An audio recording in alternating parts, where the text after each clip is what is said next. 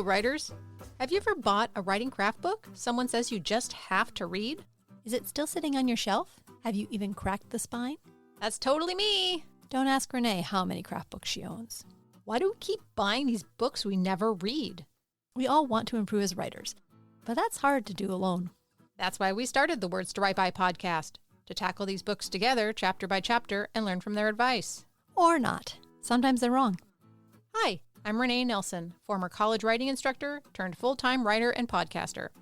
After many years, I finally have a complete draft of my memoir.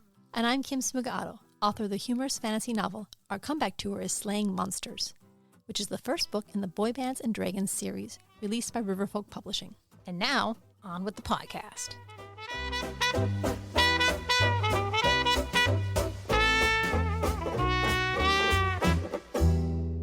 Hello and welcome to Words to Write By. Welcome back, everyone. It has been a while. Just a little while, not too long. Just a little while. So, we are covering Julia Cameron's The Artist's Way. It is a very popular book. It's helped a lot of people connect with their inner artist. Has it, though? Just because a lot of people have bought it doesn't necessarily mean that it actually did anything for them. How about your mom? She never finished this book. Yeah, but did she credit it with helping her connect with her inner artist? I have no idea. I don't know. I mean, I can see people connect with self-help books. Anyway, this is a lot different than any of the other books we've done because I just don't feel like I'm getting much like concrete advice. Right. I feel like she's rambling. Yeah. Before we get started on week 3, she asks us to do a check-in every week, like how well the previous week's morning pages went and how well the artist date went and all that. So how did your morning pages last week go? I didn't do them all. I did do them all, but I did not wake up first thing in the morning to do them. I did not wake up early, and I didn't always do them the first thing. Like sometimes I do other stuff and get to them later. Anything good coming out of yours? Some days it works better than others. Like some days I do the artist pages and then I kind of like get myself psyched up to do it. And sometimes I do the artist pages and like I'm just filled out 3 pages of stuff of nothing. What about you? Well, it's interesting because I'm never going to do these morning pages right. I might, but one of the things that's been like an issue for me is being a bit passive, like just not being an active person. Like I wake up early now. I have the alarm clock. Yes, I'm going out every day and going for like an hour walk or more. Okay, good. I've got that done. But then when it comes to getting work done, really the motivation is not there. Even if I write it in the planner, and then I've been essentially investigating that in my morning pages. Like, What is it really? And like, what's my why? And is that even helpful? And, it's interesting because I did nail something. Okay. I think. I've been reading a book about a very strong female protagonist, and I've been thinking about her like, wow, she really like went all at it. And I thought, well, what if I did that? Like, what would that look like? Like kind of went into this fantasy of it. And I went, I have always been the most successful when I am doing both like the academic teaching thing and that creative thing. But it's mostly when they fuel each other. And I was like, and I know we have the podcast, and I'm like, maybe I should take it a step further. And I got a little like excited. So I am testing the waters with doing maybe a textbook, but not at the expense of my novel. Maybe part of the academia also worked with it. Gave you a schedule. Like you had times when you had to be at work teaching, and there was times when you had open spaces, and so you had structure. It gave you structure. Yeah. I've even been tempted to like go get a bakery job somewhere, but then it's all on the weekends, and my husband doesn't want me to be busy on the weekends. So I don't know. We'll see. Probably really have to get up early then. Yeah, I don't know if I want to do that, but I like the idea of like trying to work through a textbook using the show notes. Speaking of show notes, I've been having a very hard time writing the show notes because there's no examples in here. It doesn't actually teach you anything, does it?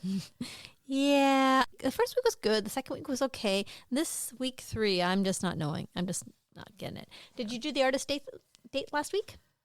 No, because we went to Santa Barbara. Okay. And so it was like an all artist date.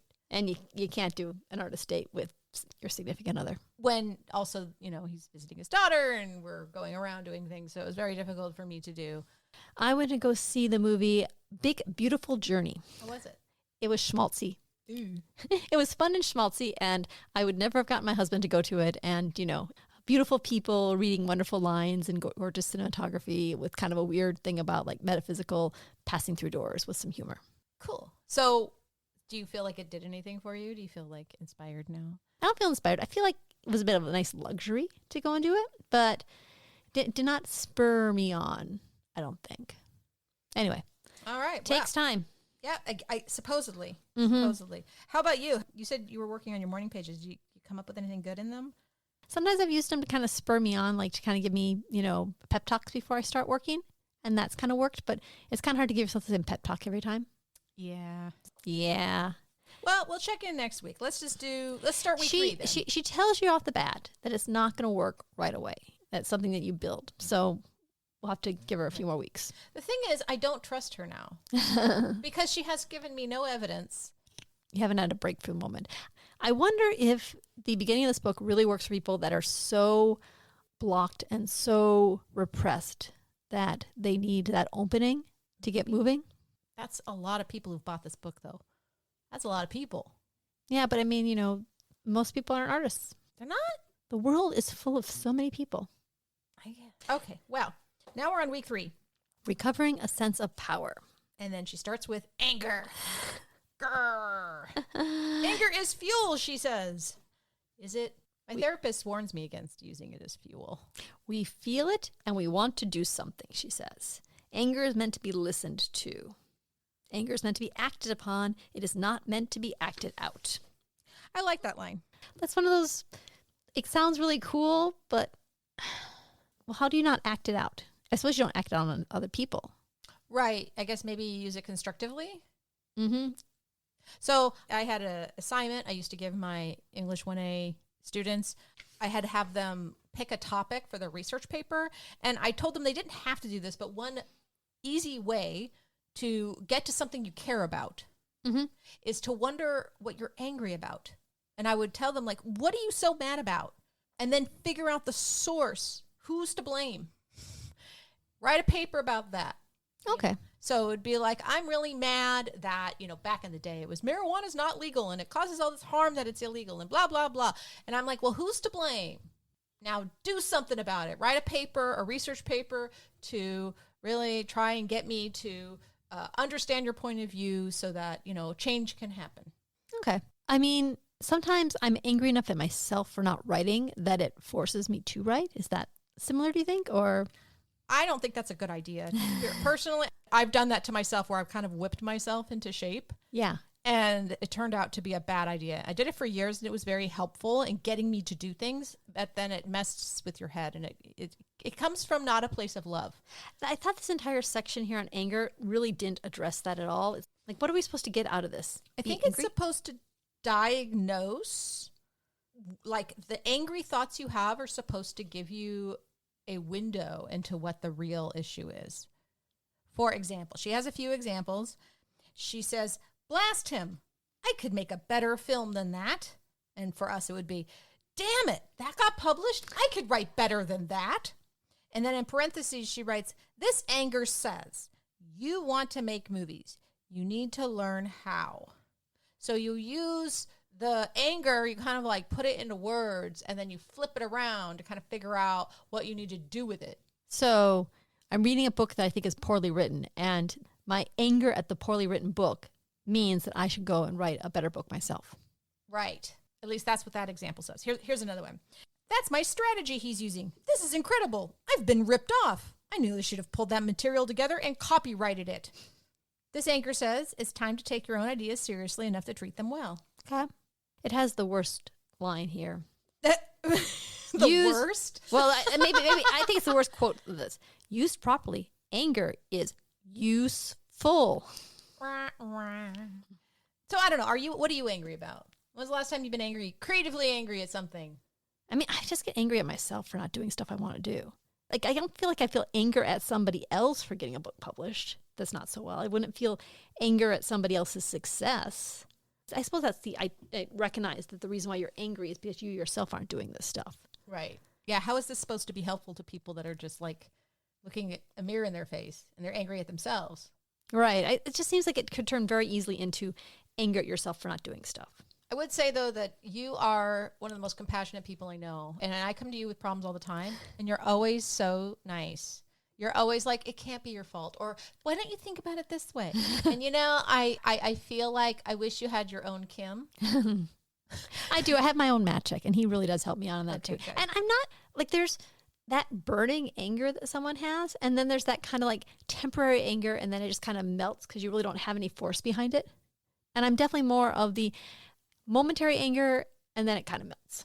Right. So it's not real anger. I've known people that have real anger, and that's much more intense. Yeah. I don't think this is very mindful. I don't like this part.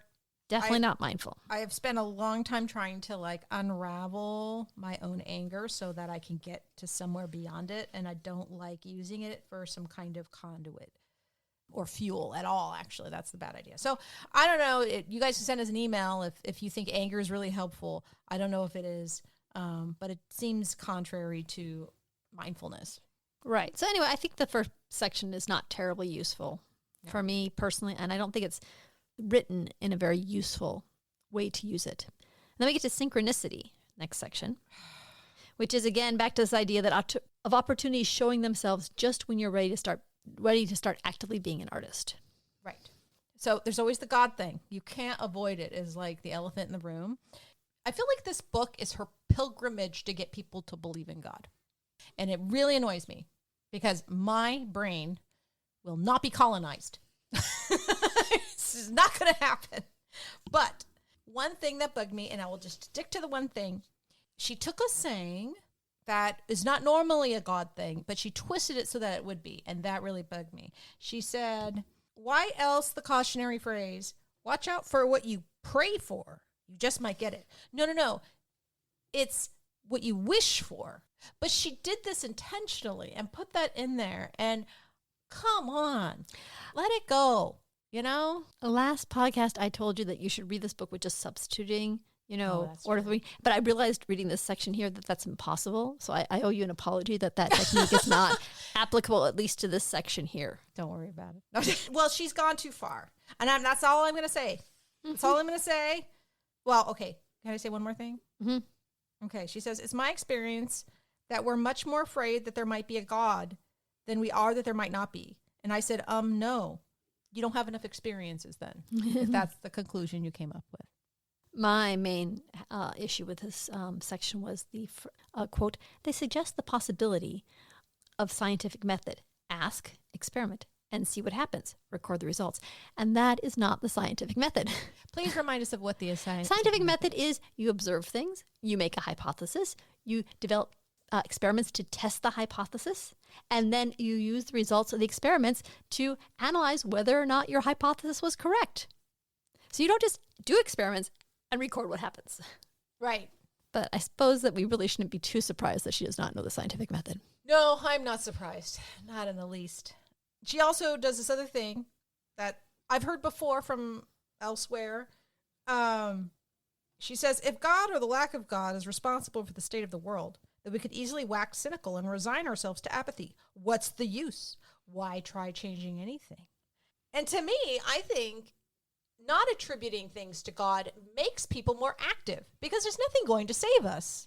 Thinking that God is responsible for all things actually, I think, makes people go, well, then it's fine. That's why we have climate change denialism. Everything will be okay. Someone will take care of it. Never mind all the horrible stuff that's happened in the past, because that somehow is not actually attributable to a higher power. The Lord will provide. It's one of the great philosophical issues that Christianity and the religions really have never worked a good explanation that makes sense to me. Right. And there was a song, I remember, I think it was Roger Waters. He had this song called What God Wants, God Gets.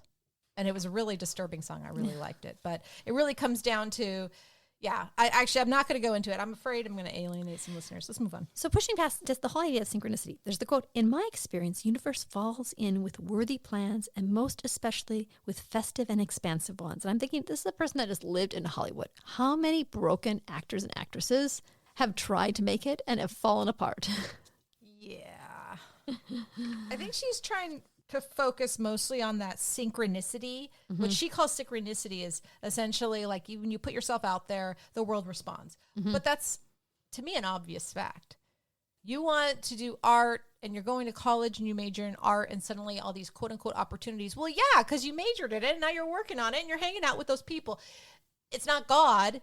It's just the force. Or it's not the fate coming together for you and giving you this opportunity. It's more like if you put yourself in a location surrounded by artists, there'll be opportunities. Exactly. The key is to figure out what are the opportunities, the best ones, how to use them, how to leverage them, who to hang out with. But yeah, she attributes everything to God, and I don't like that. But and also another thing is like it almost feels like it takes away your merit of what you did and your hard work because it was something else taking credit for all of your hard work. It wasn't you; it was this higher power. Or if you just simply open your mind, then opportunities will be given to you so that you can then take advantage of them. It doesn't take into effect that it takes a while to get yourself to get into art school in the first place. You have to develop a portfolio, that you have to interview, that you have to get yourself accepted to the college, that you have to, not just go to the classes, but work hard in the classes. And then, yes, these opportunities come to you. But that's a lot of physical doing as opposed to just opening yourself up. Yeah.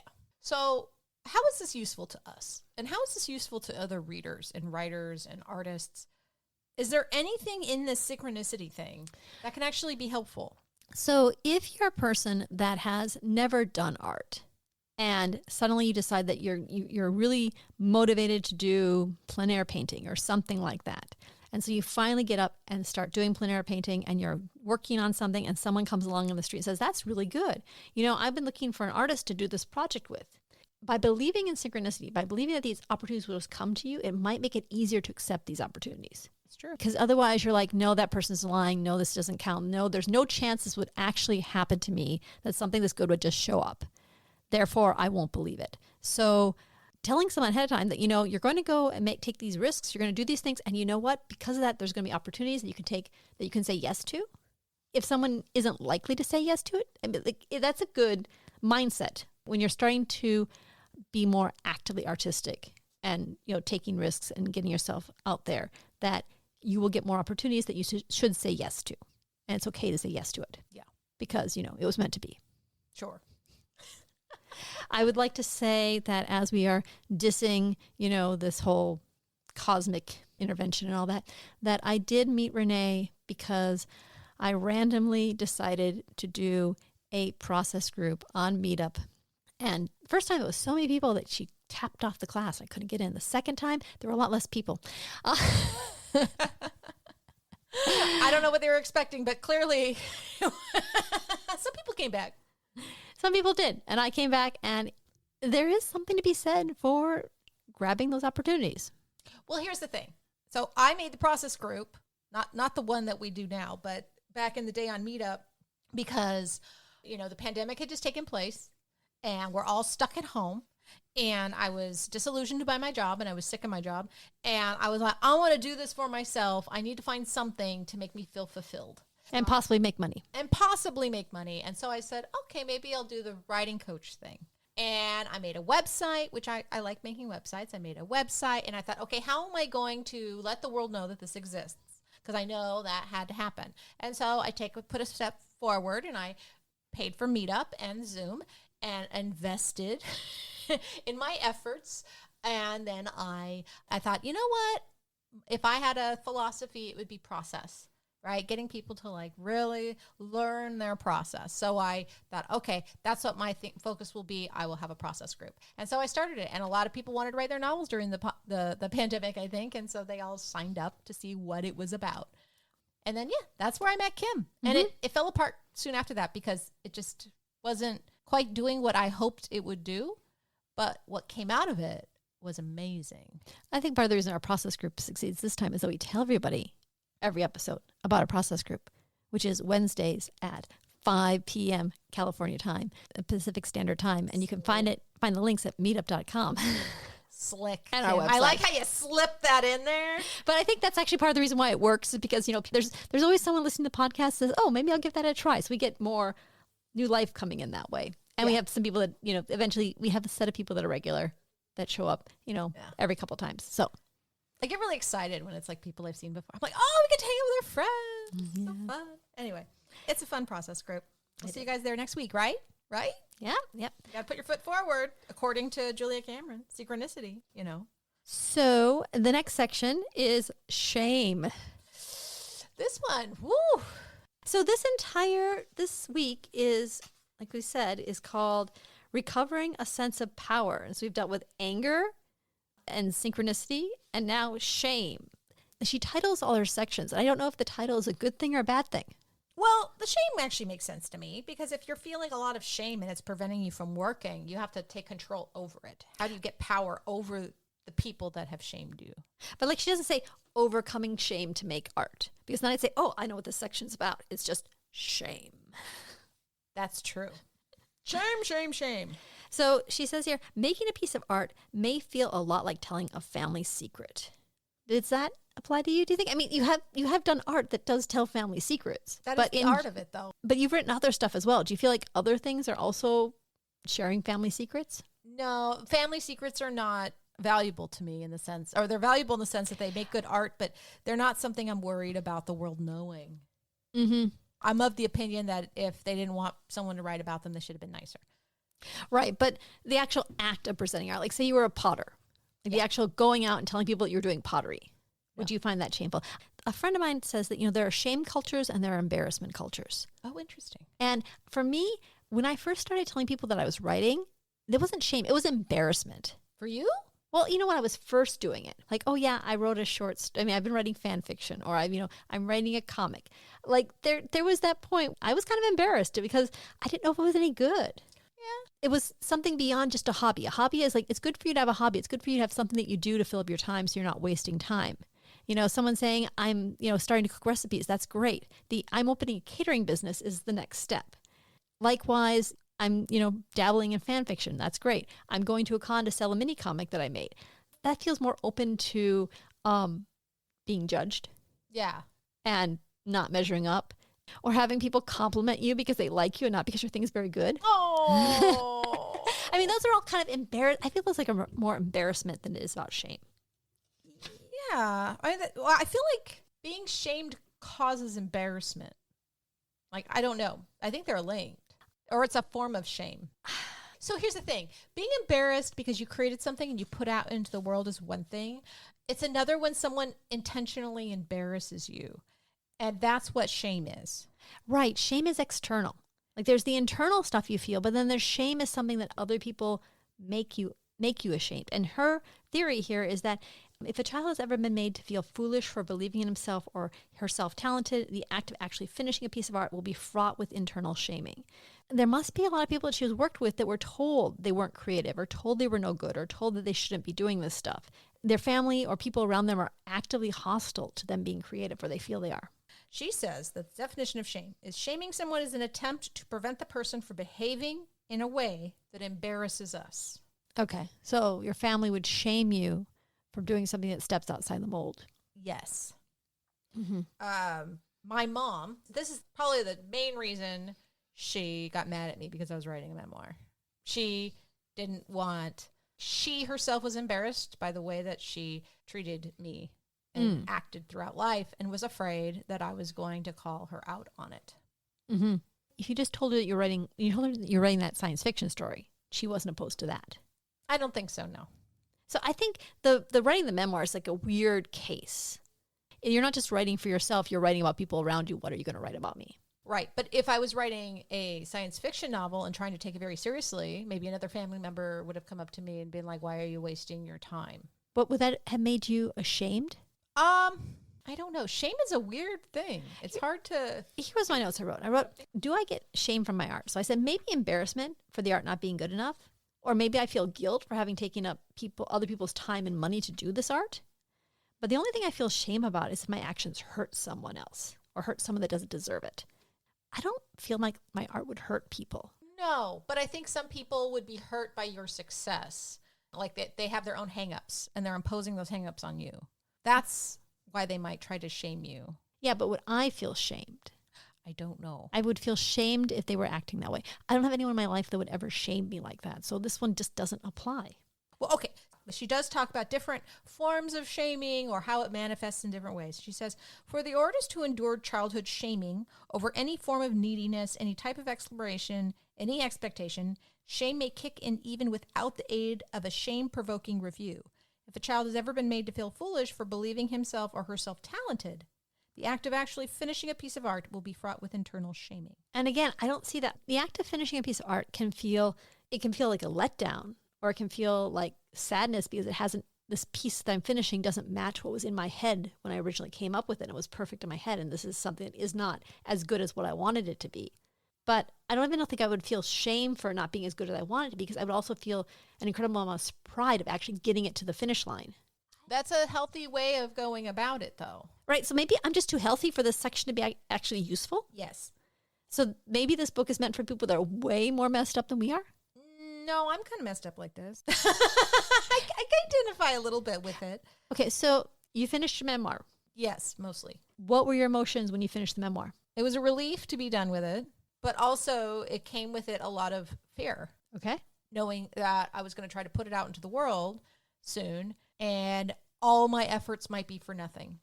All of the critiques that I've gotten will all become true. That it's not good enough. I'm not capable of seeing certain things or doing certain things in my work that I'm supposed to be.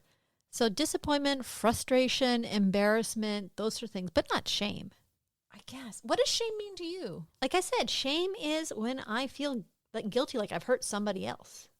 Oh. Shame is something ugly that I hate about myself, and my art isn't that. Well, I guess the closest thing I can think of, I think I mentioned this in the last episode, my mom liked to say that my degree was not an art degree. Did that make you ashamed? I think she was trying to shame me. I don't know if I mean, if she was trying to shame you, she would say something like, you had such talent, Renee. You could have gone out and gotten a degree that actually meant something as opposed to just writing words on paper where everyone gets an A anyway. Maybe. Maybe. Yeah, maybe See, that's some good shaming right there. Does that just come naturally when you become a mom? Like you just got really good at that kind of... No, I get that from writing. When I have to make the characters say something even worse or even more explosive, you pull from that. But like her saying that, it seems to me that was an insult she gave you or would make you frustrated or angry, but it wasn't meant to make you feel ashamed for getting the degree. I guess you're right. I don't know. A lot of the things in this book are very general and vague. They don't quite define themselves. In some ways, that's a strategy. If we give Julia Cameron some credit and we go, what if she did this intentionally? One could argue that being vague and a little like, we have to do some mental acrobatics to make sense of these things, right? That makes it so that anybody can read it and somehow identify with something, because they'll all have to twist anything they read to make some semblance of sense. Just like reading the Bible? Exactly. Well, so yeah. I will say that might have something to do with it. Going further, the very act of attempting to make art creates shame. I don't know. I don't see that. Again, I keep feeling like it's on the tip of my tongue. Like I can kind of see it where I would be ashamed that I put something out into the world that was not as good as I thought it should be. Or that I had duped myself into believing that this was any good. Mm-hmm. And now the truth is in front of me and I am ashamed of myself because other people are judging it and trying to shame me. Like, you shouldn't have done this, you shouldn't have done that, or this is why it's not successful and blah, blah, blah, blah, blah. In ways, that's shaming, right? Like, how dare you create something? Mm-hmm. I just don't have people like that in my life. You don't. Some people do. No, that's that. Like I said, maybe this doesn't apply to me. Okay, so she just has some good lines. Let's forget the whole trying to figure out what the shaming thing is all about. She does say, we must be very firm with ourselves and not pick up the first doubt. We simply cannot allow the first negative thinking to take hold. Taking in the first doubt is like picking up the first drink for an alcoholic. Once in our system, the doubt will take on another doubt and another. And I'm like, okay. Yeah, that does happen. Like you judge one sentence bad and then the next sentence is even worse and like the whole paragraph is awful and then you should just throw away the chapter because it's no good and maybe go back to the beginning and rewrite the beginning. Yeah.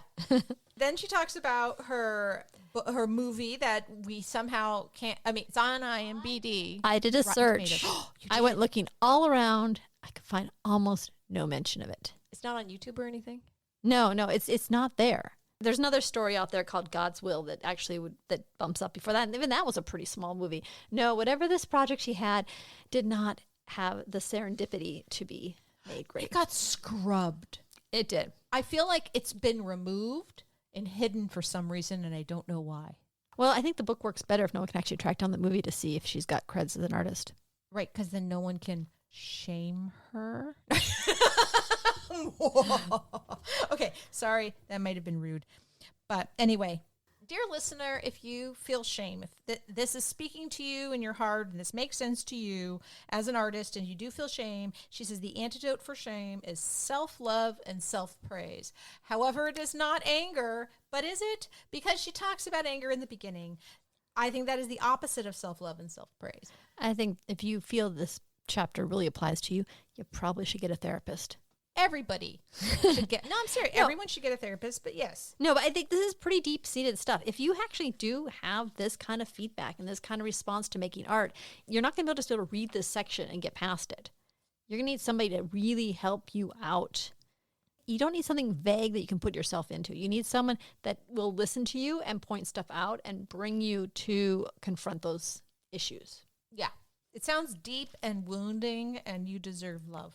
So go find it. Back when we were kids, and the only advice columns, at least in the Midwest, were the Dear Abby and the Dear Ann columns that came out once a week in the newspaper, and they're my favorite.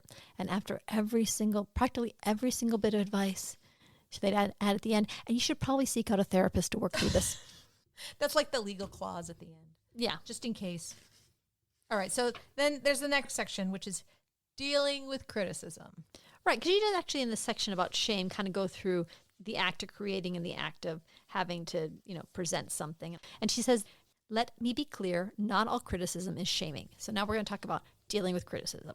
If someone is being artistic for the first time, and they've been following this along and they've been inspired and they've got a bit of serendipity, so they're producing something for someone, and then basically they present it and they're going to get criticism. Yeah, and it's the workshop model.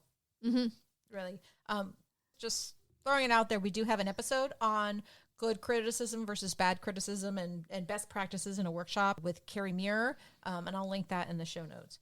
So if you want to hear somebody talk about what are the best practices for something like that, that would be a good episode to go to.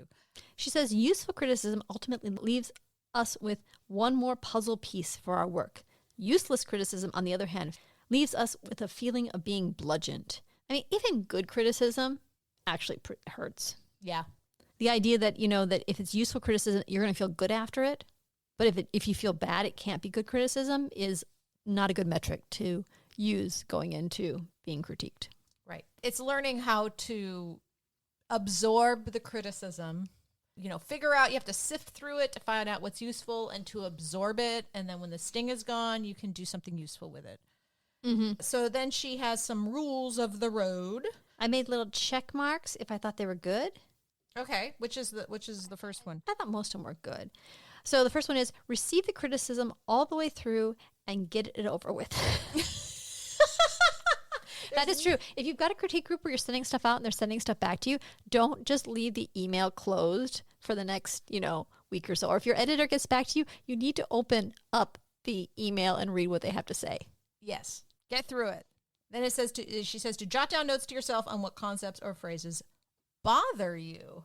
Okay, so when you're going through the criticism and there's something that just really irritates you, you should write down that particular phrase so you can look at it later on and figure out. But she says the things that bother you. You want to jot down things that bother you.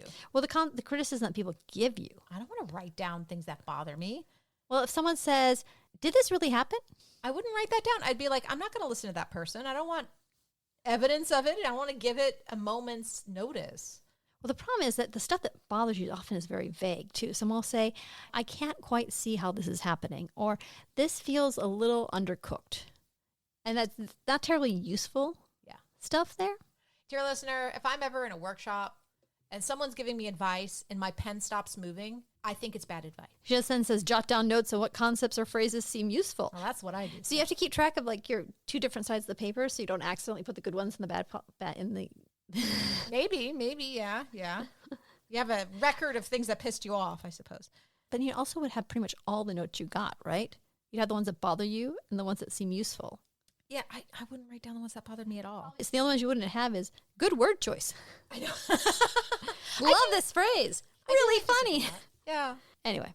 Do something very nurturing for yourself. Read an old good review or recall a compliment. I do that sometimes. I'll go back to some old work that people liked, and it'll give me a little boost. Like, I really don't suck. I've really pulled it together once in a blue moon, and I'll read that. How about you? I don't think that would be terribly useful for me. I'm trying to think. I can kind of think of the one time I did a workshop in person. It was pretty intense, and afterwards I felt pretty wrung out about it. But I don't think I needed to stroke my ego at that point. That's not a bad idea. It's good to have something you're proud about. Although if you're just starting out, you might not have anything to go back on. I don't know. I wrote things that I was proud of. I don't know if I had them workshopped, but I would reread things that I liked maybe. I don't know. If it's you, dear listener, just something you felt really good about that wasn't workshopped, maybe reread that, and that'll help smooth out the critique. There is a great satisfaction of going back to something that I wrote a while back where I've kind of forgotten the details. And they're like, oh, this is really good. I want to see what happens to this character. Ooh, that's really great line.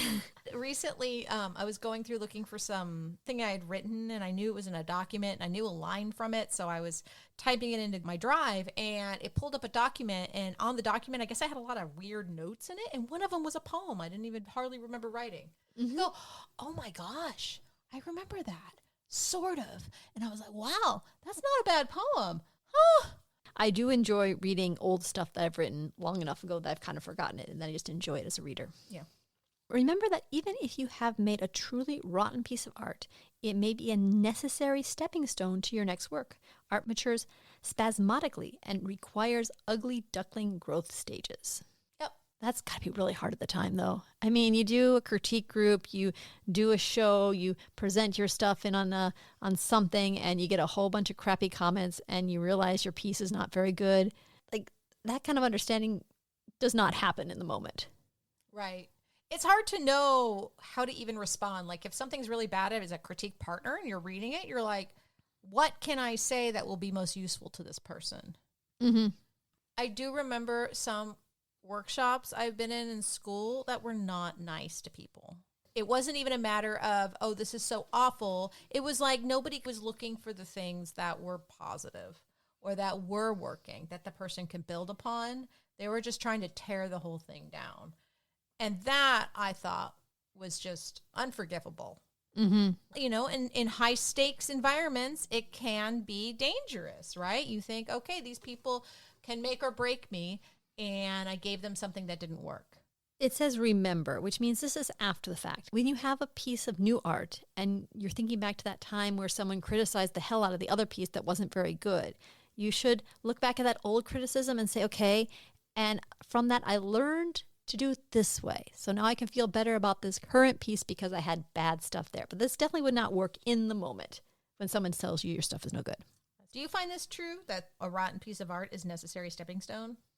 Oh, I think it has to be not a rotten piece, but a flawed piece. I think flawed pieces are required because then you realize what you did wrong and then you can work around it. I wrote earlier about how when I used to do experiments and I had a procedure for the first time, I always hated it when it worked out perfectly the first time because then I was never sure, what the thing I had to avoid or fix to keep it to work. So I'd go to the next time, then it wouldn't work out and then I'd be completely stuck. So I almost preferred for me to make an obvious mistake and learn from it and correct it the next time than to have something that had no issues. So having someone point out a flaw of an earlier work and then identifying and realizing how to work around it or how to fix it, that's so I would say flawed, not rotten, because rotten doesn't seem like there's anything worth saving. Right. There are some people out there that are so new to the particular art that they want to do that they truly create something horrible the first time. Yeah. But you can't believe that that's you. You have to believe there's something good there. So you can go on YouTube or, you could read blogs. I really love looking at the progress of an artist. Like when you can see, they'll post like what they drew at 5 years old.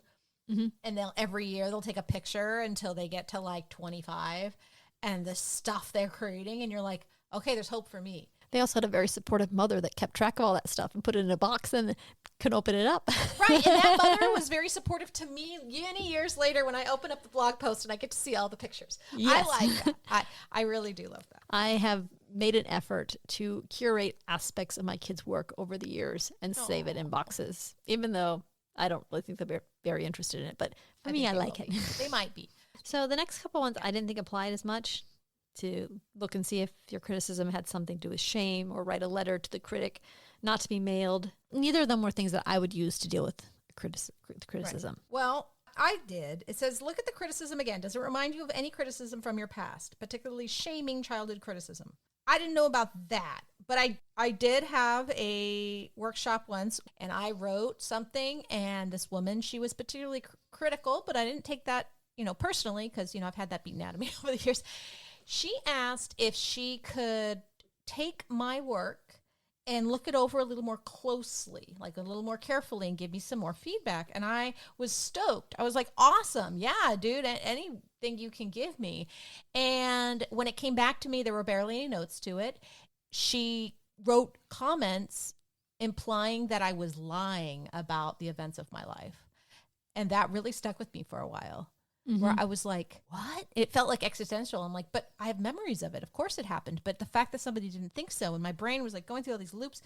And I realized, like, I did something in this work that really bothered her. Mm-hmm. Must have poked the bear in some way that she didn't like, which has more to say about her than it says about me. But then it made me realize that a lot of bad things that have happened is a result of that. Is somehow I have done something that really like hurt someone in a certain way, not actively, but like in their own mind, and they were like reacting. So do you ever get criticism that pings that kind of memory of that earlier criticism? Like when you're in a critique group, someone's saying something like, I had a hard time believing this happened, or this was not presented in a very believable manner? No, that's only ever happened once. She only ever like did that once. But I've had some weird comments where it felt almost passive aggressive. I was writing about cops once, an event that actually happened in my life, and I wrote it down. I got a comment from a girl next to me. This is an undergrad, and she goes, my brother's a cop, and there's no way they would have done that unless the person was guilty. Like, you get things like that, and you're like, oh my God. So seriously, like, something that you have written might poke something sensitive in them, and then they're going to react in a way that has nothing to do with you. Or your writing. But they're going to get rude. So that's what I think happened with the person didn't believe me. I was like, I must have said something that really freaked him out. Okay. Then number 7, write a letter to the critic, not to be mailed. Most probably defend your work and acknowledge what was helpful, if anything, in the criticism proffered. I don't think I'd ever do that. Well, I mean, I think you stand up for your work. I've done that before. Well, no, especially if you're not supposed to, if someone makes a critique on your story online, you do not jump in and say, no, you're wrong. Oh, no, absolutely not. But yeah. I've given you feedback and you're like, nope. Right. But this is emotional reaction. This is how you can emotionally deal with criticism. The fact that she even mentioned writing a letter don't do that. That's weird. It's better just to ignore the criticism than to prove that person wrong, even in your head. Yeah, I think that's making things worse for yourself. I think the last 2 actually are very useful, though. Get back on the horse, make an immediate commitment to do something creative. Yes, and then do it. Creativity is the only cure for criticism. Yep, you just have to jump back into something else. Then she dedicates this whole next section to detective work and exercise. You finished the sentences too, didn't you? Some of them, yeah. I didn't quite understand how these questions were supposed to restore us to ourselves. Like, I guess, getting to know your inner child? Number 4, I don't do it much, but I enjoy ballroom dancing. Nice. My favorite childhood toy was Pound Puppy. Yeah, I'm not quite sure what that does. The best movie I ever saw as a kid was National Velvet. Yeah, I'm not sure either. If I wasn't so stingy with my artist, I'd buy him/her a PR assistant. Dude, oh, I love that. Yes. I am afraid that if I start dreaming, I'll stay in bed. Oh, I wrote loaded question next to that. I'm like, excuse me. What makes me feel weird about this recovery is all the God stuff. Learning to trust myself is probably a good idea. Yeah. If it didn't sound so crazy, I'd write or make a bakery. I love baking. My favorite way to dress up is warmly. I don't know what this does. Any ideas? Okay. So, a little sleuth work is in order to restore the persons we have abandoned ourselves. And yet, I look at a lot of these things, and none of these answers are anything that's terribly hidden inside me. You know, I'm very honest. I feel like these are all very open. I don't have enough darkness to uncover for this chapter. Dude, I am dark as AF, and like, this was not helpful to me. I know the answers. It wasn't like I was looking deeply into my soul. There was nothing here, nothing to find. I don't get it. Final section is growth. This is one of those good things as opposed to shame, which is one of those bad things. Or like a cancerous growth that you have to go to the doctor for. So she did say about writing morning pages. The morning pages will seem pointless. They are not. What you are learning to do, writing them every day when you are tired, when they seem dull, is to rest on the page. This is very important. Marathon runners suggest you log 10 slow miles for every fast one. Was that true? No. No. I've run 3 marathons. But you've been around by other runners with runners culture. Have you ever heard someone say that advice? No. No, the advice, the sayings from my group were the only way to get better running is to run. And you can't outrun a bad diet. Those are those 2 big ones. Well, I don't know if that's actually true. It seems weird to me that she keeps trying to justify and add value to the morning pages. Like, I'm not sure why she has to keep bringing them up. Because otherwise people stop doing them. That's true, I guess. Do you think they are helping you? I mean, like, are you getting any helpful from the practice of them? I don't feel they're helping me yet. I don't feel like I'm giving them enough of a shake to see if it's actually become a habit. Okay. Let's see. Oh, practice being kind to yourself in small, concrete ways. I did underline that one. Why? Because it's good advice. Yeah. I mean, it's not this is good advice to being an artist, but it is, I mean, maybe it could be, but like it's also just a good advice in life. Like a lot of these things are stuff I wouldn't argue with. Although, be open to receiving gifts from odd channels, I wrote, unless it's emails from strangers. That's right. Or it's a chain mail. So this, I think, is a slippery slope. She says, look at your refrigerator. Are you feeding yourself nicely? Okay. Do you have socks? An extra set of sheets? What about a new house plant? Okay, so to me, that's a slippery slope because then I'll be like, awesome, I'm going to TJ Maxx and I'm going to go wander around because I like doing that. And to me, that's actually a procrastination technique. That is not me just taking care of myself. Renee, in a plant store is a dangerous thing. I can be. I mean, I do have too many plants. Yeah, it's a slippery slope. I feel like sometimes I do enough self-care stuff that I never get around to actually doing stuff. True, yeah. It can become a bad thing. I mean, not bad, but it can be a procrastination technique. That one YouTube video I watched a while ago, I mentioned it in the last episode. I think I've really latched on to the idea of protecting 2 things at all costs. Sleep and exercise. Mm-hmm. Like this morning, I did not want to go for my run. And I told myself, if I'm protecting 2 things in my life, it is sleep and exercise. So I have to, because they fuel each other. But you have to get out of bed to do the run. And I did. But, you know, then you're canceling on the sleep. I know, right? It's like I'm not taking care of myself because I'm not. But I am sleeping better. No, it actually works because I am sleeping better at night. Mm-hmm. And you are awake at that point. I'm trying to be. I have the alarm. I'm not bringing my phone to bed. It has all helped. So in some ways, being kind to yourself in small, concrete ways might not be buying stuff. It might be behaviors. Yeah.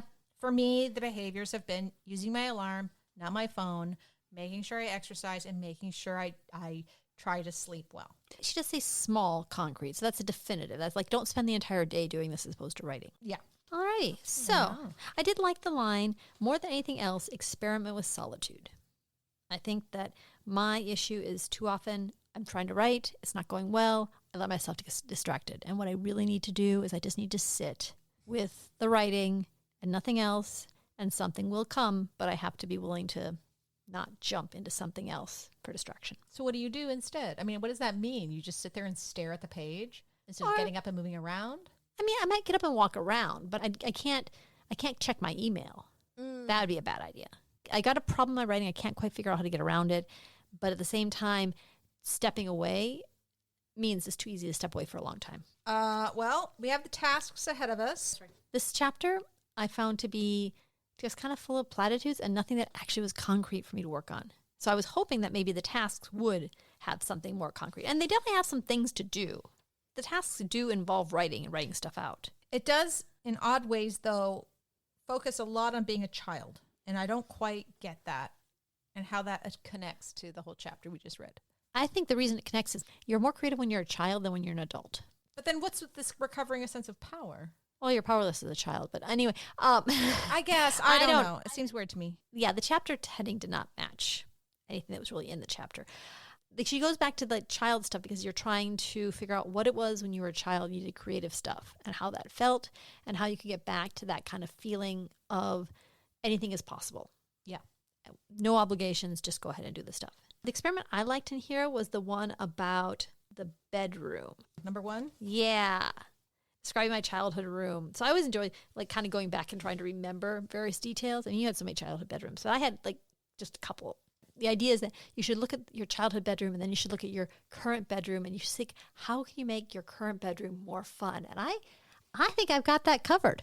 I think you did an excellent job. It's beautiful. She, dear listener, it's been months in the making, but she has redone her bedroom and it's gorgeous. I love all of the choices and they're all her. They're all, well, you and Matt Check, they're all very specifically like you look going, this is their room. Yes. And you can tell. And they have good taste. Yes. And she has these really adorable pictures. They're like dressed in like traditional Japanese, maybe. Yeah, they're all foxes for different seasons. Yeah. So the foxes, they're foxes dressed up like humans in traditional Japanese dress. And to me, that's delightful. She has a Lego plant. Yes. That you gave to me. Not the plant, the flower bouquets. You gave me that one. Yep. Yeah. So it's like these things are fun. You have a stuffed dinosaur. Yeah. So I think you're already in tune. Yeah, I think I got that one. Like, this is kind of like I feel about this book. Is like I kind of got this stuff. I want to do stuff I haven't got. I want breakthroughs of new things that have been locking me up, and so far we haven't hit that. I wonder if this stuff is just outdated. I know it's the 30th anniversary edition, but I think she needs to update things because I feel like the younger generation, at least younger than us, have given us all permission to really lean into our geekdom in a way that was not as possible as it was when we were younger. So maybe she needs to revise this because I think people are just more in tune with There are more stickers, there are more stuffies on people's handbags, there's more little trinkets and fun toy things that people have. Yeah, I think we've overall gotten a lot closer to our childhood selves than we used to be. I think there used to be a very distinct line where you did not do childish things. Like I remember in middle school, like I was not going to watch cartoons anymore. I did the same thing. Even though I secretly watched them. I wouldn't tell anyone I was watching cartoons anymore. Exactly. Yes, I did the same thing. I was like, oh, I was too old at that point. I'm not supposed to watch that. But I really was anyway. And now it's not even just like the people I surround myself. It's not just because I surround myself with geeks. Like I live and talk to other people that I know. Oh yeah, I did like K-pop Demon Hunters. Like it's much more acceptable now. So maybe that's the issue. I don't know. Well, also that's how we met each other. Partly what we like about each other is we're both geeks. Mm-hmm. We're nerds. It's awesome. Yeah, very much more playful. But I think people all are more playful. So maybe this is getting old that way. It's not quite the same push, the same reveals. Yeah. Did you have any tasks that you thought were particularly useful? Only one. Okay. That I liked was number 4. To take a look at your habits, and many of them may interfere with your self-nurturing and cause shame. Some of the oddest things are self-destructive, like watching TV or hanging out with people that are not good, which that I don't do that anymore. Some rotten habits are obvious: over drinking too much, smoking, blah, blah, blah. Again, it comes back to, as long as I'm exercising and as long as I'm sleeping well and I'm making sure that I don't drink too much wine and work on my diet, I think things are going to be okay. A lot of my bad habits I have deconstructed over the years, but I go to therapy. But I think it's really helpful for people to look at their habits and kind of wonder, even if you think it's helping, is it really? So the next question is, once you've listed those bad habits, like the question is, how do we address this? Like, what are we going to maybe tackle one bad habit? Or like it almost feels like, now go check out a YouTube channel and find out what advice you can do to get rid of this bad habit, because there's nothing there. It's right. You state the things and then you move on. Right. And yeah. These are tasks, but they aren't necessarily tasks that are productivity tasks. They're more internal tasks. I mean, maybe they're helpful. They're just not helpful to us. Maybe. Oh, this one I thought was interesting. Number 7, inner compass. Each of us has an inner compass. This is an instinct that points us towards health. It warns us that when we are on dangerous ground, and it tells us something is safe and good for us. Warning pages. One way to contact it, I guess. But yeah, I like the idea of this inner compass. Like, I remember when I was a smoker, I smoked a long time ago. It's been 2 decades now, I think. But I smoked for 15 years. Inside every smoker is a non-smoker begging to get out. Coughing. Well, just you think about it all the time. You go out for a cigarette and think about how you need to quit. Well, it was my inner compass. It was like, this is bad, bad, bad. I need to stop. And sometimes we need to listen to it. And like, so really, did you take a week? Did you take an hour to follow your inner compass? no. Well, that's the problem here. I was looking at that one, and it was definitely on my list to do, but part of it's like, do I take an hour to follow my inner compass? I mean, I've got to still do my artist date this week. Right. But yeah, it's an interesting idea. Follow your inner compass by doing an artist brain activity and listening to what the insights bubble up. What is an artist brain act? Did she define that previously? If you're crocheting? Oh, maybe. Yeah. Well, no, cross-stitching. Cross-stitching. I do that a lot. Anyway, so there you go, dear listener. I don't know if you got anything out of this. If you did, please email us. No, I'm just kidding. I just, once we commit to a book. I know. Maybe we should start doing 2 chapters at once. Kim's not reacting, which means she's thinking about it. I think we need to go at least the first half, up to week 6, and then we can decide. Okay, so we have until 6, and then, so I've also been having a hard time writing the show notes. I have written a draft and I haven't published them because usually I have fun with all these examples, and I put in fun GIFs, and I put in videos and ways to illustrate what, the author of a craft book is trying to show you. Like, this is what you should do in a scene, and I'll do my best to find some good examples. There's no examples for anything. There weren't even make-believe people in this one. There was herself, but I guess she's not make-believe, about her movie that you can't find. But no, there wasn't any, like, Greg, the, middle manager that, picked up the artist's way and yelled at his boss, and then, became a performance artist. Became a professional potter. Yeah. I don't know. This book is, I don't really have anything to compare this to. Do you? No. I talked to a friend of mine, and she says, I don't remember all that stuff being there. I guess I just read it all in one big burst. Or they didn't read it. Or if you read it in one big burst, you kind of skip over stuff too. Maybe that's it. I would like to talk to somebody else who has read this book from beginning to end and remembers it and tells me their experience. Mm-hmm. Because I don't know if they really exist. I bet they have a single name. Joni. Joni, who followed the artist way, and now she's, living in some studio in New York, and she sings on Broadway. I don't know. I don't know. Here's another thing. How can we make this useful to ourselves? How can we make this worth it to me and you? Way more than it already is. I'm going to have to give some thought to that. I think that's something what I'm doing the next week. I'm going to really have to think of like what in there I can use to make it useful. Because I do like the idea of committing to a period of time of like having a schedule and committing to doing certain things in a way to unlock some new energy or something. Every time I get a chapter that doesn't appeal to me, it just sinks my desire to keep going. Yeah. I think we need to find our own personal artist's way. Maybe figuring out what it is. Or maybe she just hasn't nailed it yet. Anyway, tune in next week. Yeah, we'll see what happens. Wish us luck, dear listener. Until then, process group. And if anyone else is reading this book, we'd love to hear what you think. And buy Kim's book. It's on Amazon. It's really fun. All right, guys, take care. Bye-bye. Bye. Words to Write By is produced by Renee Nelson and Kim Smiga-Adam. Our theme music is Roll Back the Carpet by Cool Cat Music. Have a great day.